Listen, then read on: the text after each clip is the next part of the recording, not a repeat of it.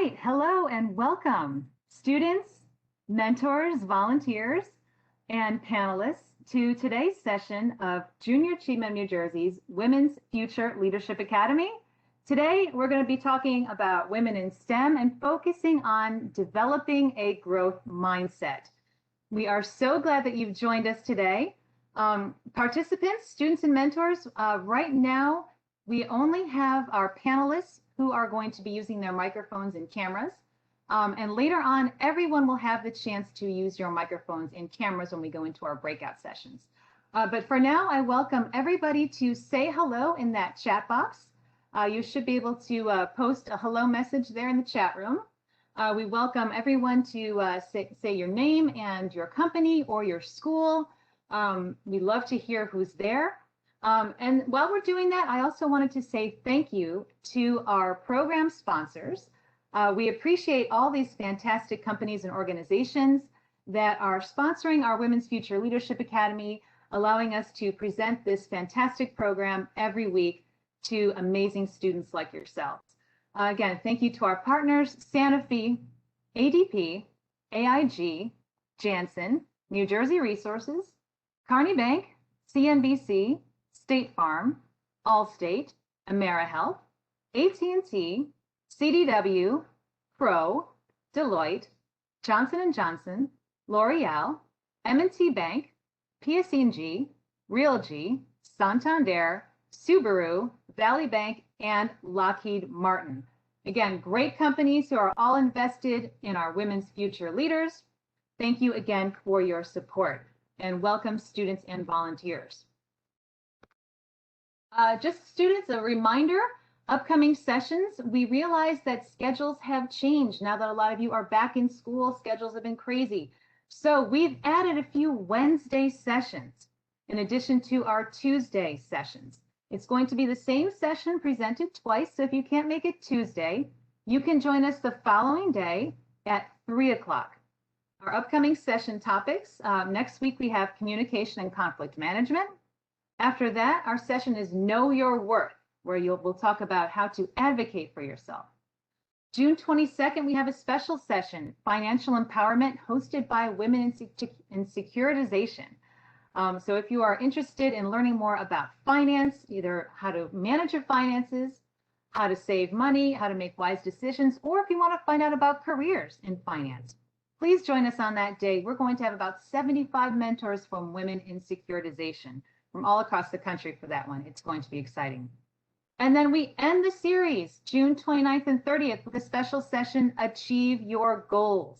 So please, students, feel free to join us at any of those sessions. If you haven't earned your certificate of leadership yet, there's still time. All you have to do is attend 5 or more sessions and submit a final project to that email address there. If you've already submitted your final project and have not received your certificate, we apologize. Sometimes things get lost in the shuffle. Please shoot us an email and send us a reminder. And then finally, we have a new initiative. If you'd like to become a student ambassador for this program, visit our website. The address is right there, jnjacademy.org, to get more information, or you can email us at that email address right above. But we really hope you continue to stay involved with the Women's Future Leadership Academy. Today's agenda, we've got a great program planned once again. We have an exciting career panel from our friends at L'Oreal. Then around 2:25, we're going to move to the WebEx meeting where everyone will have an opportunity to share, to use your cameras and use your microphones and talk about some stuff. Then we'll go back to the big group for closing remarks.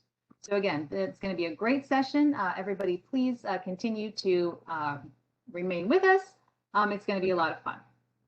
So without further ado, we are very pleased to have a very exciting career panel who we've assembled today with some folks from L'Oreal, one of our partnering organizations. We have Katie Battles, Plant Packaging Lag and Engineer, Lisa Brown, Quality Assurance Manufacturing Senior Manager, Stephanie Horvath, Supply Chain Senior Analyst, and Carolyn Cisco, Packaging Qualification AVP. Welcome again to our panelists. I'm going to stop sharing my screen so that we can see our panelists up close. And we welcome all of you. So we're going to begin by some introductions. So we'd like all of our panelists to say hello, say your name, your title, and a little bit about what you do at L'Oreal. And how about let's start with Katie. Katie, can you introduce yourself, please? Hi everyone, my name is Katie Battles and I'm a quality engineer here in the packaging lab at L'Oreal. So what I focus on mostly is process improvements, trying to not only solve problems, but also, say, what can we do to fix something or what can we do to make things more efficient and think outside the box, really. Excellent. Thank you, Katie, for being here. Lisa Brown, can we say hello? Hello, everyone. My name is Lisa Brown Freeman, and I'm a senior manager here in the Piscataway facility of L'Oreal. I'm responsible for the quality assurance, and what that entitles is to ensure that our plant is ready for any type of inspection or an audit. Example would be the FDA. I'm also responsible for training, making sure employees understand the rules and guidelines for the plant and their roles. And I'm also responsible for ensuring that any type of equipment that we installed in order to make the great products that you see out in the stores, that the material we purchase is qualified and works the way it's supposed to. Welcome and nice to meet you all. Excellent. Lisa, it's great to meet you. Thank you so much for joining us today. Next, we have Stephanie. Stephanie Horvath, would you please introduce yourself? Hi, yes, hi everyone. My name is Stephanie. I work on the supply planning team. So within supply chain, we have a team that's dedicated to planning. And basically our goal is to make sure that we're meeting our customers' needs so that when you go to buy a product at Target or Walmart, whichever store you're sourcing from, that product is there for you. So I work with the business side to make sure we understand what the demand is and what we should be planning. But then I also get to work with the manufacturing plants and our distribution to make sure that we're able to produce what the business needs. Excellent. Stephanie, thank you so much. And then finally, Carolyn Cisco. Carolyn, can you say hello, please? Hi, everybody. I'm Carolyn Cisco. I'm AVP of packaging. And so my responsibility is I'm responsible for packaging labs. So when we develop a new product or a new formula, my lab is responsible for testing the packaging to make sure that when you use it as a consumer, it's going to be good for you, that it's going to reach your door in a good condition, that the plant's going to be able to produce it in the right way, that our suppliers can produce to our specifications. So we do all sorts of testing. We do testing for Amazon, so like an e-commerce test. We do testing to make sure that your mascara brush doesn't come apart when you're using it. We do testing with the formula to make sure that over time in the package it doesn't leak or it doesn't swell or any kind of crazy things, that your pump will still work. So it's amazing to me since I started this job how much goes into the products you use every day and how much testing ensures that they're good for you as a consumer. So it's been really cool. Excellent. Thank you so much, Carolyn. And it really is cool. You know, when you think about, we've all seen or used L'Oreal products. And just to know that there is a team of dynamic women leaders behind all that get those products to us. So such a fascinating conversation. Again, we welcome all of you here. We're going to go ahead and start with our first question. And maybe we'll go in the same order. We'll start with Katie and move to Lisa, Stephanie, and Carolyn. So our first question is all about advice. So you guys really have cool jobs in a very exciting field and a great company. What advice would you give to students who are joining us today who are maybe interested in a career in STEM or a different industry, sometimes where women are typically underrepresented? Katie, would you like to start with this? What advice would you give to our students who want to get into a field like yours? Yeah, of course. So I think one of the things that is key is a sense of curiosity.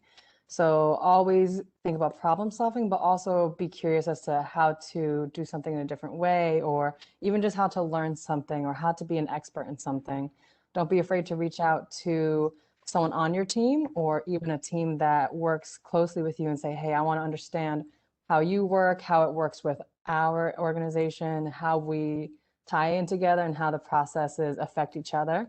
And having that understanding and that curiosity to learn more and more is really going to propel you and your knowledge throughout your career. And having something like that is going to give you that baseline of experience and insight to any position that you're going to go. So even if you stay at the same company or if you move companies, the more you know, the better, to be honest. And so that's one thing that I always recommend is learn as much as you can. And don't be afraid to reach out, ask questions, and learn from other people. Excellent, great advice. Thank you, Katie. Lisa, what advice would you give to our students?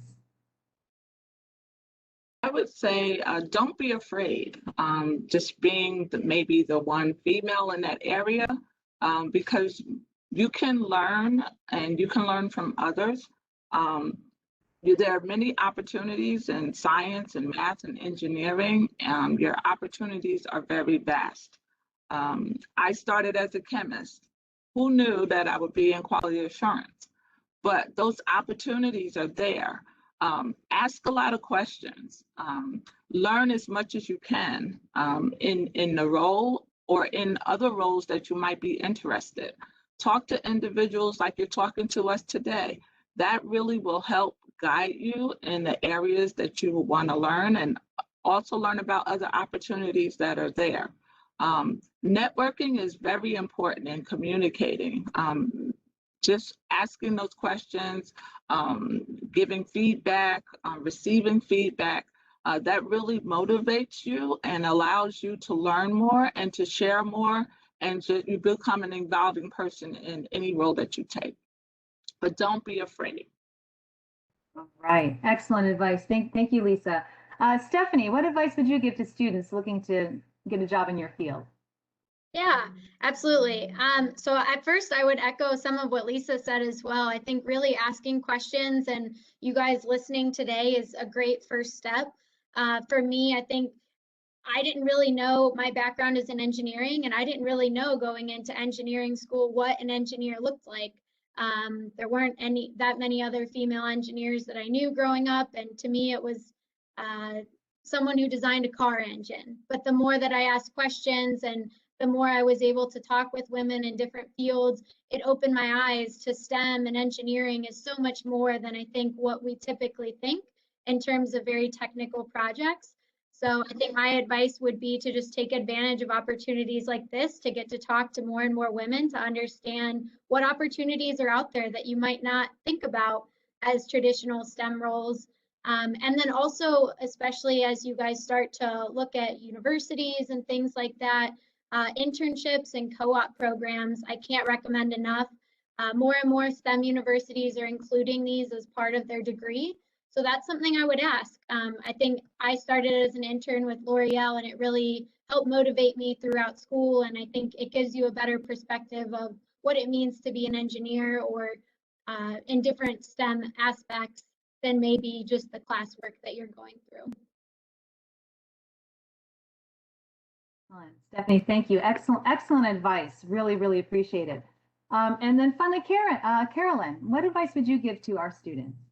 So it's hard to go last because you guys took so many excellent pieces of advice.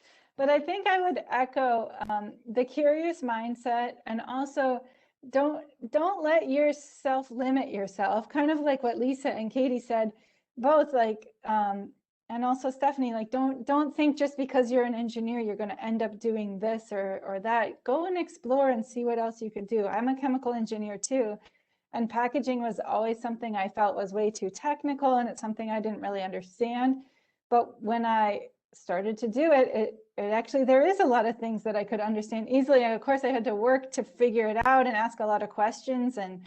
But don't underestimate your capabilities. And I think building your network is really important, to find a friend who you can kind of connect with and be like, okay, I have these silly questions. Can I just ask with you?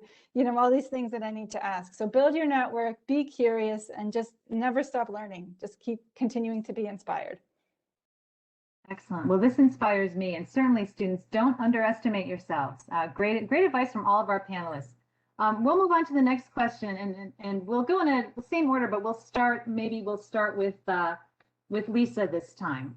So that way, Carolyn, you're not the last one again. Skills. So let's talk about skills. From your perspective, clearly you've all been very successful. What skills do you think are the most important for people to have in order to be successful in your industry? Lisa, we'll start with you. Okay. Important skills, I think, are your leadership skills. If there are groups that you are involved with, one thing, get involved. That also shows your leadership ability.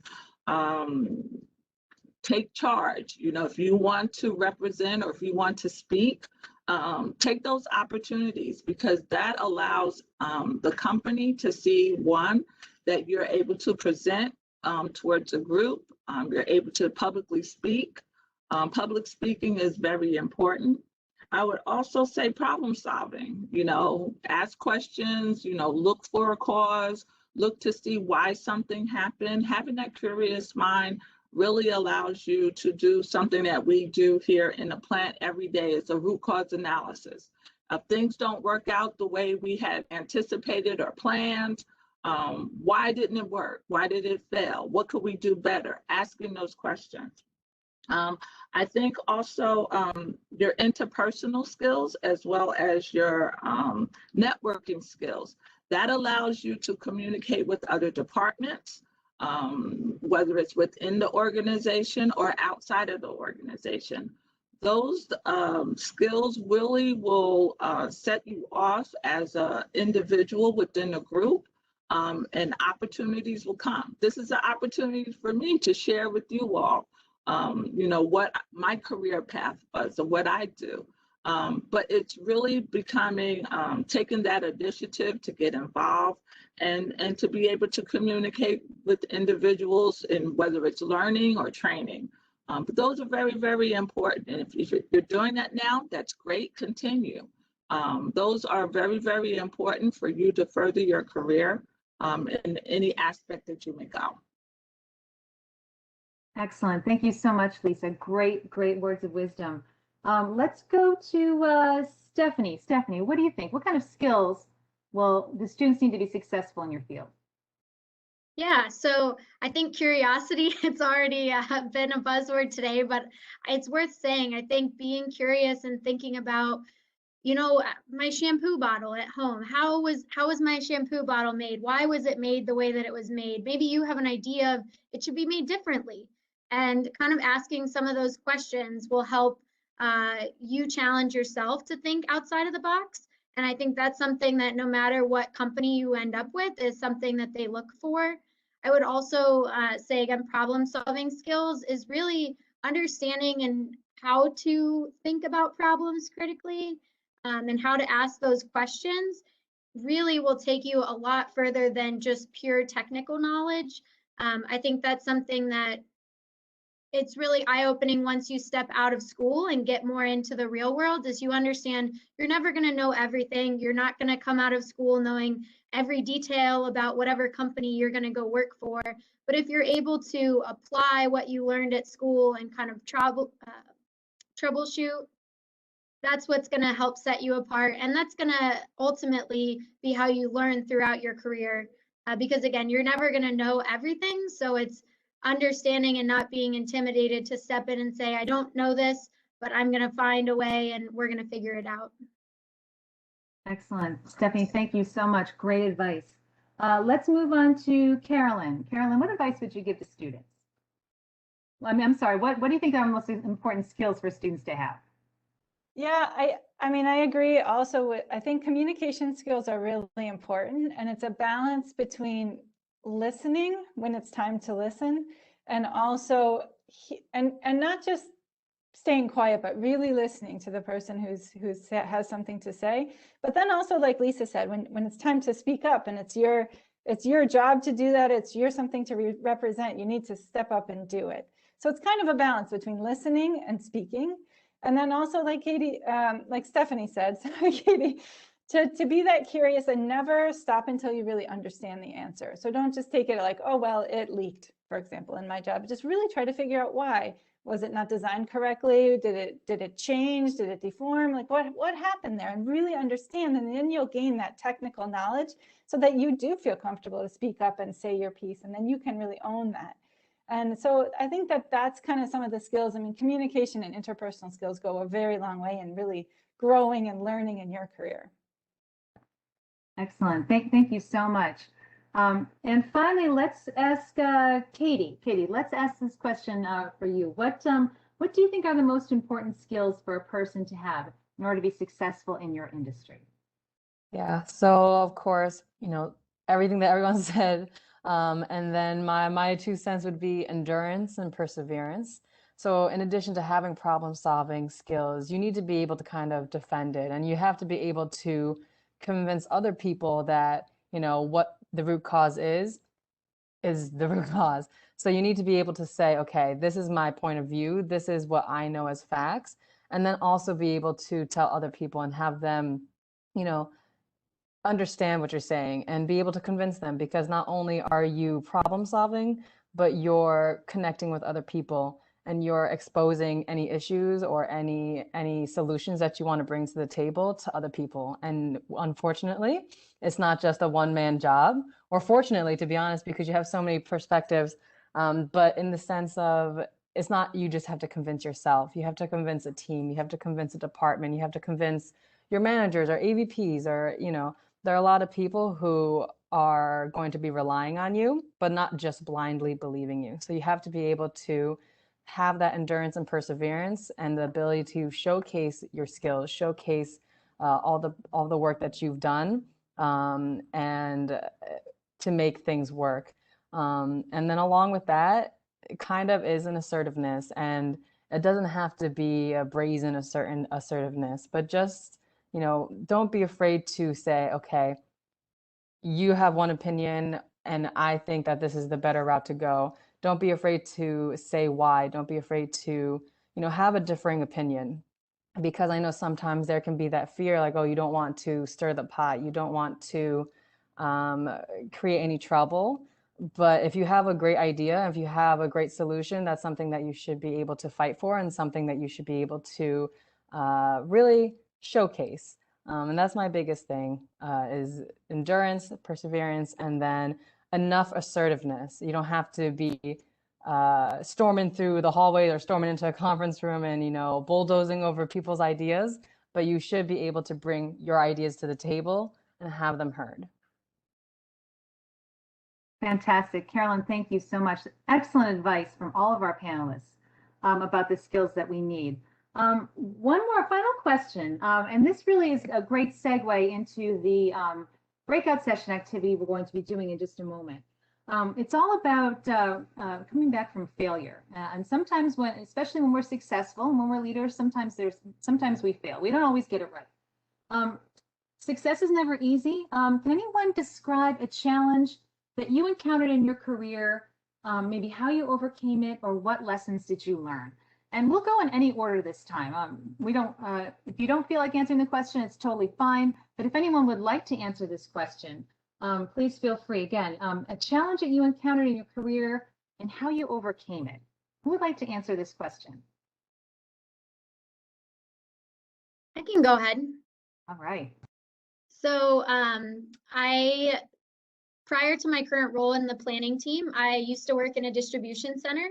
And so in that distribution center, I was a project engineer. And one of my biggest projects that I did there was installing a very large machine that was going to change the way that really most of our operations worked. And so again, my background was mechanical engineering, but that did not mean that I had a class on how to install a machine. And certainly this machine was brand new to L'Oreal. It was a new technology. So it was not something that I was going to walk in knowing everything. And so there were a lot of challenges along the way. And I think, I was intimidated at first, knowing that I hadn't led something like this before.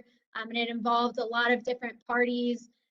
We faced a lot of challenges in terms of delays and safety issues, like safety checks, and making sure that all of our different IT systems were integrated. So all these things that I was not an expert in were really challenging. But I think one of the biggest things that I learned was how to leverage your teammates. So the network that we've been talking about. So how to find experts in those different areas and be able to work with them and pull the different experts together, because you're not alone working on a project, and really communication and being able to bring the right parties together is a lot of times what your job is as a project manager of any kind of project or team.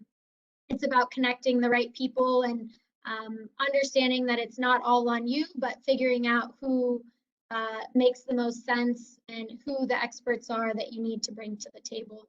So I think my biggest takeaway was, again, not being intimidated, which we've talked about, by the project, knowing that you're not going to know everything and being okay if you make mistakes. Just learn from those mistakes. And again, don't be afraid to lean on your network, because those are the people that are going to be able to make the project more successful, and also kind of help you along the way. Excellent, Stephanie, thank you so much. Great advice, great story. Any of our other panelists, would you like to tackle this last question? Challenge you encountered, how you overcame it, what lessons did you learn? I can take one. I'll tell a quick story from early on in my career. I was a process engineer in a factory, and they announced that they were closing the factory. And they gave us a date of about 1.5 years from the date that they told us that the factory would run until, and then it would be shut down. And the biggest challenge for that was to keep people working and running. And we had all these goals that we had to meet as some people in the factory started to leave. And one of the biggest obstacles was to keep a positive mindset and really to kind of empower and kind of motivate the teams to keep going, because they knew they were going to lose their jobs at the end of the time. And part of it was really to rally around these KPIs that they set for us. We ended up, they offered a bonus if you met them all, so that kind of helped financially. But it ended up being such an amazing experience because people really did rally around it. And instead of being, you know, down and depressed at the end, everybody was a little depressed, but mostly proud of what they had accomplished under these adverse circumstances. And it really taught me that, like, even though the circumstances could be terrible, if you can find something to motivate and come together as a team, it will be amazing what you can accomplish. And it was such a moment of pride for that plant when they shut down, to be like, we've had the best month ever, you know, like there was just it left on such a high note. So that's what I learned from that. It was a great experience, even though quite difficult at times. Wow, excellent. Thank you, Carolyn. Thank you so much for sharing that. We have a couple more minutes left. Would either of our other panelists like to tackle this question before we move on? Yeah, I can give some of my examples. So Great. one thing as a process engineer is process improvements. And one of the challenges can be having an idea, thinking that it's going to work out amazingly. You have it all planned out, you have the steps to implement, and then you implement it and it doesn't work. And one of the reasons can be not talking to everyone who's involved. And that's why I said in the very beginning is having curiosity and continually learning, because you can unfortunately end up working in a bubble. You have, you know, maybe you say, this is the end goal. I know exactly how to get there. And that might be the best way for you to get there, but it might not be the best way for the team, for the collaborative teams to get there. So whenever you're working on a process improvement, the lesson I learned was you have to make sure that anyone involved in that improvement is going to benefit from it. So you're not just targeting one specific niche issue that's going to affect only one person and then have a disadvantage for everyone else. You want to make sure that any process improvements that you're doing are truly a process improvement, and will help out anyone who's using that process or anyone who has to learn that process.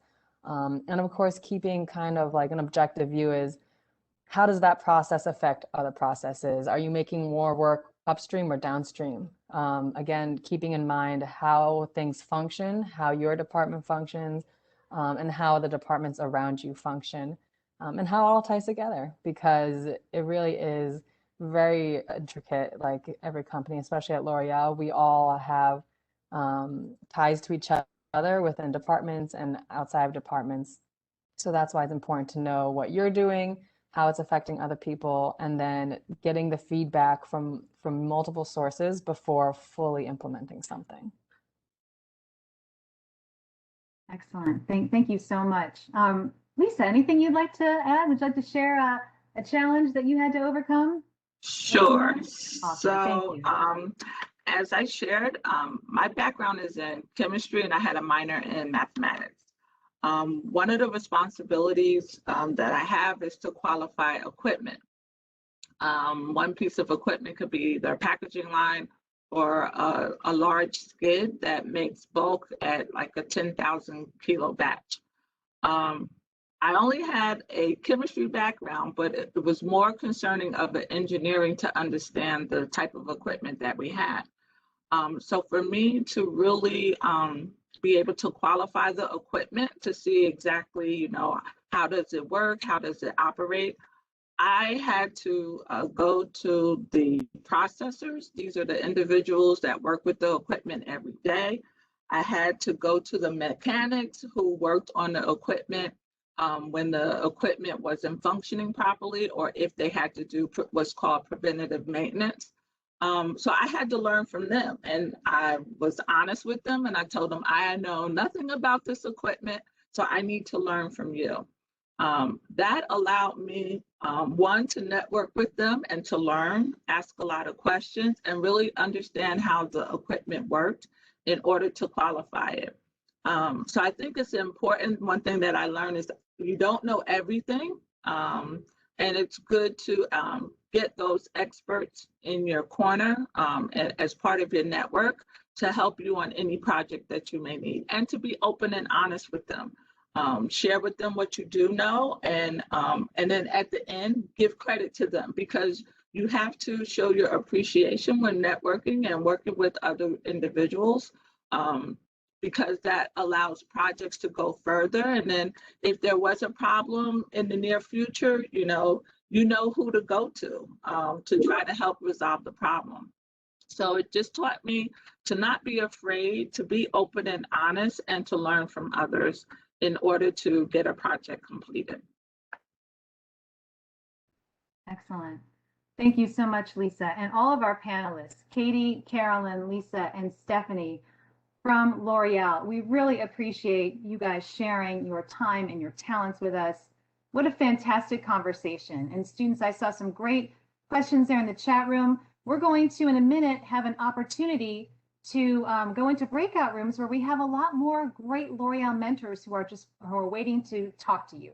So if you have a question, students, that you wanted to ask, please, you'll have plenty of opportunity when we move to those breakout sessions to ask the mentors in your room. So I'm going to, again, we thank you so much to our panelists for such an amazing job. We really do appreciate you guys spending time with us today.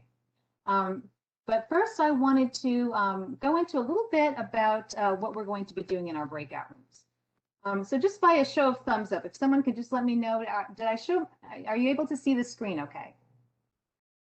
Oh, thank you. Aaliyah, thank you. You're my intern.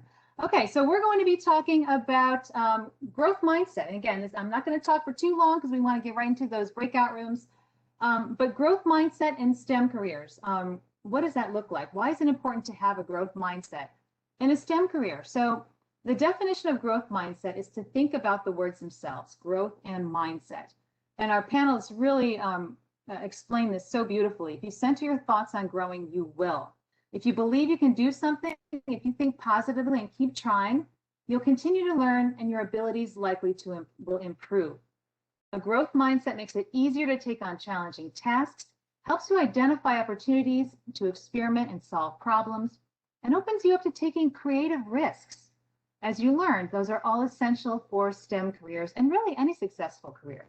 The keys to a growth mindset: you can reframe failure. And again, as our panelists illustrated so wonderfully, learn from your mistakes and then apply with what you've learned to improve on the next thing that you do. Remember, FAIL stands for first attempt in learning, right? So next time you fail, and we all fail all the time, even the best of us, reframe it. It is your first attempt in learning.